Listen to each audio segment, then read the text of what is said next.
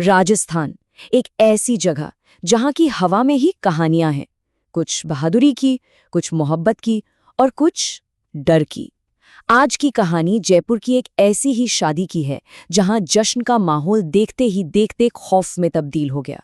सवाल ये है कि आखिर एक हंसती खेलती शादी में ऐसा क्या हुआ कि 30 साल पुराना एक दबा हुआ श्राप जाग गया।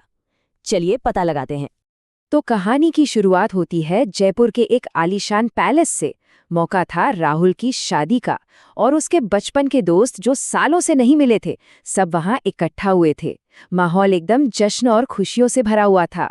कहानी के 4 मुख्य किरदार थे ये दोस्त। आर्यन, जो अमेरिका से आया था और जिसे इन भूत प्रेत की बातों पर बिल्कुल यकीन नहीं था। राहुल और राज, जो लंदन से आए थे। और गीता, जो अब एक जानी मानी इंटीरियर डेकोरेटर है और राजस्थान में ही रहती थी।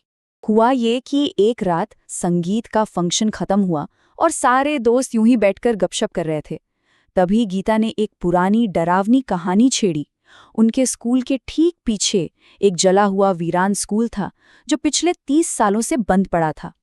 कहते हैं कि वहां एक टीचर की आत्मा भटकती है जो मदद के लिए चीखती है।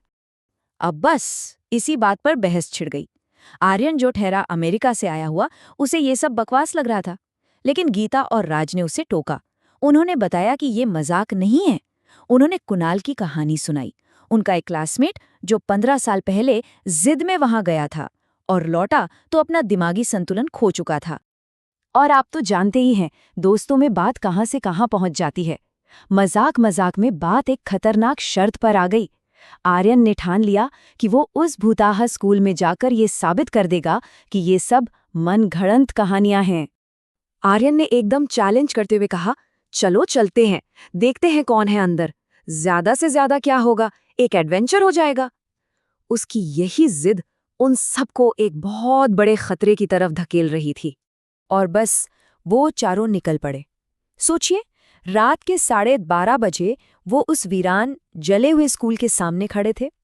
आर्यन ने आगे बढ़कर एक ही झटके में जंग लगा ताला तोड़ दिया।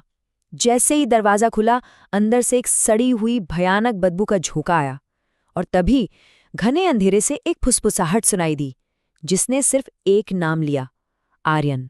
ये सुनते ही सबके होश उड़ गए। वो सब वहां से ऐसे भागे कि पलटकर भी नहीं देखा। लेकिन भागते भागते आर्यन एक ऐसी गलती कर गया जो उन्हें बहुत भारी पड़ने वाली थी। उसने स्कूल का दरवाजा खुला छोड़ दिया था और 30 साल से कैद एक आत्मा को आज़ादी का रास्ता दे दिया था। जिस चीज को वो लोग मजाक समझ रहे थे, वो अब उनके साथ थी। वो आत्मा अब आज़ाद थी और वो उनका पीछा करते करते उस आलीशान पैलेस तक पहुंच चुकी थी जहां शादी का जश्न चल रहा था। और इसका असर तुरंत दिखना शुरू हुआ। उसी रात गीता को अपने कमरे में बिस्तर के पास एक जली हुई औरत खड़ी दिखी। उधर आर्यन, जो इन सब पर हंस रहा था, उसे भी छत पर अकेले में किसी के हंसने की डरावनी आवाज आई। अब जाकर उन्हें समझ आया कि मजाक मजाक में कितनी बड़ी मुसीबत मोल ले ली है। अब डर के मारे उनकी हालत खराब थी। उन्होंने तय किया कि जिस जगह ये सब शुरू हुआ वहीं जाकर इसे खत्म करना होगा, माफी मांगनी होगी। और आधी रात को करीब 2:30 बजे आर्यन और गीता वापस उसी भूताहे स्कूल की तरफ चल पड़े। हिम्मत तो नहीं थी, लेकिन आर्यन को अपनी गलती सुधारनी थी। वो अकेले ही उस अंधेरे खंडहर में गया और अपनी गलती के लिए, उस आत्मा को परेशान करने के लिए माफी मांगने लगा। वो माफी मांगी रहा था कि उससे पीछे से हंसने की एक भयानक आवाज आई। उसने पलट कर देखा और जो देखा उससे उसके पैरों तले जमीन खिसक गई। सामने गीता खड़ी थी, पागलों की तरह हंस रही थी और उसकी आंखें, वो गीता की आंखें थी ही नहीं।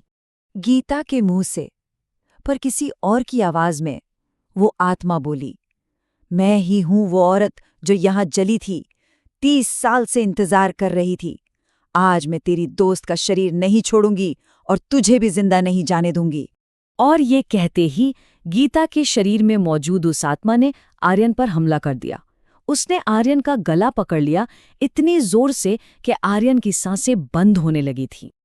आर्यन की जान बस जाने ही वाली थी कि तभी दरवाजा तोड़कर राहुल और राज अंदर घुस आए।